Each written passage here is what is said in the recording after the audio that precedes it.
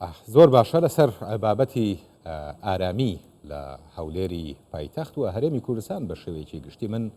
لە ستۆدیۆ میوانێکم هەیە لیوە عەبدولخالق تەڵعەت، نوێنەری حکوومەتی هەرێمی کوردستان لە فەرماندەیی ئۆپەراسیۆنەکانی عێراق و هەروەها کاندیدی پارتی دیموکراتی کوردستان بۆ پەرلەمانی کوردستان لە بازنەی هەولێر. کاک عەبدولخالق بەخێر بێی بۆ ستۆدیۆی کوردستان. من حەزەکەم مادەم وەکو کاندیدی پارتیش هەم ناساندنم زیاتر خۆتان بناسیێن لە چ بازنەیەکەن یان لە ژمارەی کاندیدەکەتان چەنە بۆ بینێرانی کوردستان. بەڵێ زۆر سپاس. من لیوە عەبدولخالق تەڵعەت کاندیدم لەسەر لیستی ١٩ پارتی دیموکراتی کوردستان بە ژمارە 42. هیوادارم لە هەڵبژاردننی داهاتوو سەرکەوتوو بووم و ئەو بەرنامەی کە دامڕێشتووە بۆ داهاتوو ئینشاڵڵا بە سەرکەوتوانە چۆن 15 ساڵی ئاسایش و 14 ساڵی بەڕێوەبەری پۆلیسی هەولێر ئەرک و ماندیبوون و خزمەتی ئەو شارە خۆشەویستەم کردووە. لە داهاتووش بە هەمان بەرنامە و بە هەمان تین و بە هەمان هێزەوە بتوانم بەردەوام بم لە خزمەتکردنی هەموو ئەو دەستگایانە و هاوڵاتیانی شاری هەولێری خۆشەویست.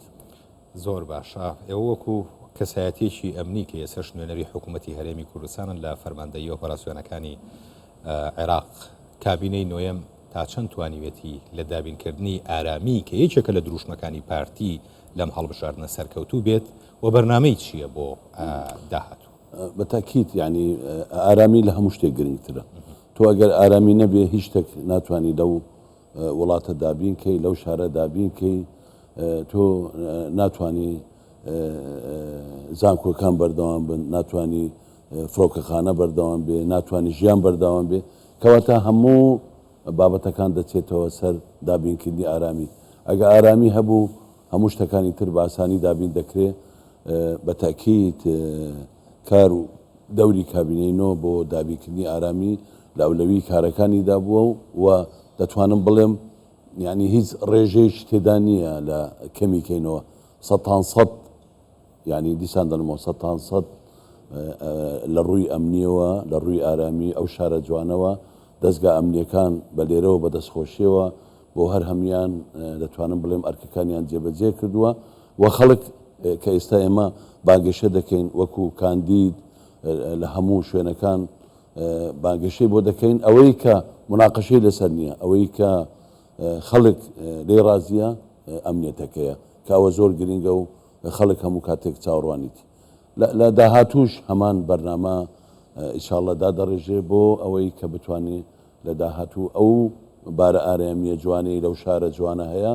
و لە هەولێری پایتەخت هەیە. هیوادارم ئەو بەرنامەیە بەردەوام بێ و بتوانین یەک لە دروشمەکانی بانگێشە یان یەک لە دروشمەکانی پارتی دابینکردنی ئارامیە کە تێدا دەتوانم بەڵێم بەڕێژەی چێزگا زۆر سەرکەوتوو بووە. زۆر باش. وەکو کەسێکی ئەمنی نەک وەکو بربژێرێک، ئەگەر چاودێری بانگەشەی هەڵبژاردنە کردبێت تا چەند بانگەشەی هەڵبژاردن لەم هەڵبژاردنەیە بە شێوەیەکی تەندروست بەڕێوەوە چێت؟ ئەگەر باس لەو بابەتە بکەین دەی باسی لە لایەنەکان بکەین. ینی وەکو لایەنی پارتی من دەڵێم لەو شارە ئەو بەرنامەی کە داڕێژراوە ئەوەیە کە بانگێشە تا ئێستا بە شێوەیەکی زۆر ئارام و ڕێکوپێک لەو شارە ڕۆیشتووە بێ ئەوەی هیچ کێشەیەک لەسەر مەسەلەی بانگێشە ڕووی دابێتن. لایەنی تر دەبینین لە هەندێک لە بۆنەکان یان لە هەندێک بابەت دێن شت دەبڕژێنن. ئاوات و ئامانجیانەوەیە ئارامیەکە تێک بچێتن بەو بابەتانی کە باسی دەکەن یان لەوەتەری هەندێک لایەن دەدرێت بە تایبەتی پارتی دیموکراتی کوردستان کە لەلای ئێمە بڕاتێ بێ ئەو بابەتانە یان ئەو وتانە ئێمە ساحێبی ماڵین، ئێمە خاوەنی ئەو ماڵین، ئێمە خاوەنی هەولێرین، ئێمە خاوەنی کوردستانین. بە هەرش و هۆرش و بە قسەی بێمەعنا بڕات هەبێ نە تاسیرمان لێ دەکا و نە بە هیچ شێوەیەک ڕادەوەستین و ئەوەی کە جێی دەستخۆشیە جێی سەرنجە وتەکانی بەڕێز سەرۆکی جەنابی بارزانی سەرۆک بارزانی سەرۆکی حکوومەت سەرۆکی هەرێم ئەوەیە کە داوا لە هەموو دەکرێت کە ئارامی بپارێزرێ و پێویست ناکە ئێمە بە هیچ شێوەیەک وەڵام بدەینەوە من داواکارم هیچ کەسێک وەڵامی هیچ بابەتێک نەداتەوە و نەبێتە ئەوەی کە ئامانجەکانی ئەوان پێ بێندرێ بۆ تێکچوونی باری ئارامی شار یان باز گرە و لەسەوە بکەن کە هەولێر وەکو پایتەخت ئارام نییە بۆیە هەوڵدانی ئێمە لە هەموو لایەکەوە پاراستنی ئەو شارەیە ئارامی ئەو شارەیە دروشمی تێکدانی باری ئارامی هەولێر یان کوردستان نەڕێگە پێدەدرێ و نە بۆ کەسیش بە هیچ لایەنێک ئەوەیە کە هەوڵ بدا ئەو بارە ئارامیە تێک بدا و هەر کەسێکیش بێوێ دەست درێژکاتن بۆ ئەو بابەتە بڕاتە بێوەی پێشوی دەستی بگاتێ دەستی دەبڕین بۆیە من داوا لە هەموو خەڵکی شاری هەولێری خۆشەویست دەکەم لێرە تاکو عاجۆمەران لەو بابەتەوە وریابن پاراستنی ئەمنیەتی شار بە تایبەتی لە کاتی بانگێشە تا ئێستا بە شێوێکی ڕێک و پێک بڕۆیوە بە تاکید بەرنامەی پارتی دیموکراتی کوردستان بەرنامەی حکوومەت ئەوەیە ئێمە ئەو ئارامیە بپارێزین و لە هەمان کاتیش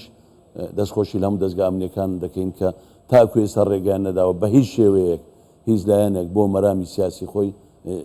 یان بۆ گرێوی داهاتویان شارەکەمان لێ تێک بدەن هەولێری ئێمەیە و ئێمە خاوەن ماڵین و خاوەن ماڵیش دەبێ هەموو کات هەوڵ بداتن ئەو شارە بپارێزی کاکە عەبدولخالق ئاماژە بۆ کرد یعنی تێبینی لەسەر شێوازی بانگەشەی هەنێ لایەن هەیە کە بە شێوەیەک لە شێوەکان بە بانگەشەیەکی تند وەسفی کرد ئەمە کاریگەری چییە لەسەر ڕێڕەوی بانگەشەی هەڵبژاردنەکان و پرۆسی هەڵبژاردن دەزانی خەڵک ئێستا لەگەڵ ڕێزم لە بۆ هەموو لایەنەکان خەڵک ئێستا لە هەموو بابەتەکان گەیشتیە تۆ بە بانگێشە بە تونتیژی دەست پێ بکەی و هەوڵ بدەی بە فلیمی کابۆی دەچێ ینی فلیمی کابۆ عرزکەی بۆ ئەوەی بێ خەڵک بورژێنی و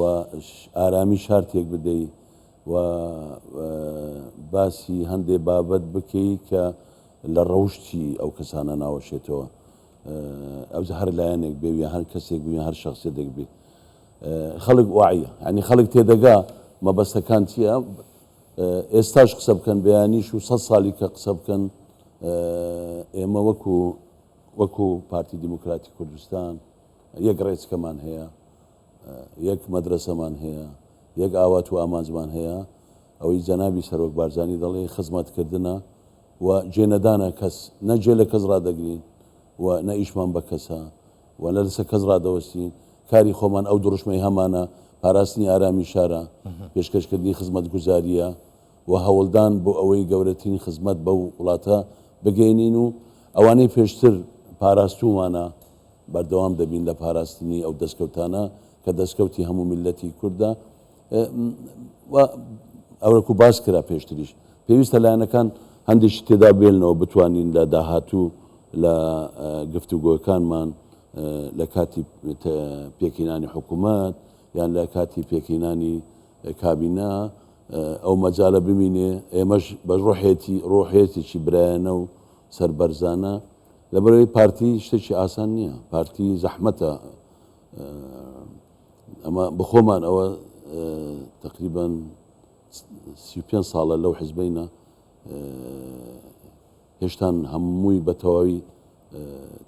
35 ساڵ لەو حیزبین هێشتان بە تەواوی هەموو تێنەگەیشتینە ئەو جەلایەنەکانی تر باسانی چۆن توان لە پارتی تێ بگەن ئاسان نییە بەڵێ کاک عەبدولخالق پێی وانییە لە هەنێک لەو بانگەشانە هەولێر وەکو شار بە ئامانجەگیرێت یعنی لەو هەموو شتە جوانەی کە لە هەولێرا کراوە لەو هەموو ئاوەدانیە لەو هەموو ئارامیە بۆقعەیەک هەڵەگرن قسەی لەسەرەکەن گوایە ئەمە شتێکی ناشرینە لە هەولێرا و ئیتر ئەوی تریانی ئەوە ناکەن لە کاتێکدا پێم وایە ئەوەش نییە ئەگەر بزانی مەبەستم چی ئەو مەبەستەکە دیارە بە جەنابتم گوت خەڵک ئێستا گەیشتۆتە ئاستێکی ئێزگا بەرجی تێگەیشتن بڕاتە بێ بانگێشەی کە من وەکو کاندیدێک دەستم پێکرد لە بیدایەتی تقریبا ماوەی 80 ڕۆژە دەستم پێ کردووە بیدایەتەکەی زەحمەت بوو ئێستا ئەوە خەریکە بەستی لە ئامادەکاریەکان ئامادەکاریەکانی خۆمان ئێستا زۆر زۆر لە ئاستێکی ئێزگار بەرز داین ینی هەم لە ڕووی ورەی خەڵکەوە هەم لە ئاواتی خەڵکەوە هەم لە چاوەڕوانی خەڵکەوە ئەوانەی کە ئەو لایەنانەی کە باز لە ئێستا دەکەن ڕابردوو ناشادێتەوە هەولێر ڕۆژێک لە ڕۆژان کە هەر لایەنێک بێ لە پارتی حکمی کردبێ یان دەستی بەسەداگرت بێ حکومەکەی دیار بووە و خەڵک شایەدی ئەوە دەدەن بۆیە جارێشکە وەکو هەولێریەکان نامانەوێت تەجروبەی تاڵ جارشکە دووبارە بێتەوە پارتی ساحەبی ماڵە ساحەبی ئەو وڵاتەیە ساحەبی ئەو شارەیە و ئەو شارەش ئێمە وەکو هەولێریەکان لە چاوی خۆمان زیاتر خۆش دەوێت بەبێ مەسەلەی سیاسی ئێمە وەکو هەولێریەکان ئەو شارە ئامادەین هەمومان جانی خۆمان لەسەردا بن باش وەکو بربژێرێکی تە ناو خەڵک ئەم شەڕە قسە زۆری و چوزانم ئەم شێوازی چەلەحانێ و شێوازی بانگەشەیەی ئەوێت یان خزمەتی بێت بەتەکید یەک لە ئاواتی خەڵک ئەوەیە لە داهاتوو چ دەکرێت چمان بۆ دەکەن بەڵێ خەڵک ئاواتی زۆرەکە بتوانین جێبەجێ بکەین تۆ لە بیدایەتی لە سەرەتای بانگێشەی هەڵبژاردنەوە بە هەڕەشە و بە تادیدکردن بێتە ناو ئەو بانگێشەیە کە نە لە بەرژەوەندی ئەوانە و نە لە بەرژەوەندی خەڵکی کوردستانە و نە لە بەرژەوەندی خەڵکی هەولێرە ئەو بانگێشەیە پێویست دەکات هەمومان بەرژەوەندیەکانی ملەتی کورد بەرژەوەندیەکانی داهاتوومە هەمومان دەزانین ئێستا منتەقە ئاگری گرتووە وەزعکە زۆر نالەبارە و هەرێمی کوردستانیش یەک لەو شوێنانەیە کە دەتوانم بڵێم ئاسان نییە بڵێن لە هەموو بابەتەکان لەو ئاگرانە دەرباز بین بۆیە لە باتی ئەوەی هەڕەشە و تادیدی یەکتر بکەین بە بەیەکەوە دانیشین با بەیەکەوە هەمومان لە چەند جاری کەش باسم کردووە ئێمە لێناو بە ئەوانیشەوە بە هەموو لایەنەکانەوە بە ئیسلامی و بەس بە علمانی و بە هەمومانەوە بە مەسیحیەتەوە ناو یەک بەلەمین یان هەمومان سەر دەکەوین و سەربەرز دەبین یان هەمومان تێدەچین و لەناو دەچین بۆیە هیوادارم بانگێشەکانمان و بە تایبەتی بانگەشی هەڵبژارن چەند ڕۆژێک و کۆتایی پێدێ هیوادارم ئەو مەجاالە بمینێ جارێکی تر لایەنەکان بە تایبەتی و پارتی وێشێتی ئەو مەجاالە ببینێ لە داهاتوو دابنیشون و بتوانین حکوومەتێکی یەکگرت و سوپایەکی یەکگرت و وڵاتێکی یەکگرت و وڵاتێک کە هەمومان بیپارێزین خوێنی شەیدەکانمان لەبیر نەکەین و هەموو لایەکمان سەرکەوتوو بین. بەڵێ بەڕێز لیوا عەبدولخالق تەڵعات نوێنەری حکوومەتی هەرێمی کوردستان لە فەرماندەیی ئۆپەراسیۆنەکانی عێراق و کاندیدی پارتی دیموکراتی کوردستان بۆ ژمارە 42 بۆ هەڵبژاردنەکانی پەرلەمانی کوردستان زۆر سپاس بۆ بەڕێستان کە لە ستۆدیۆی کوردستان 24 ئامادە بوون.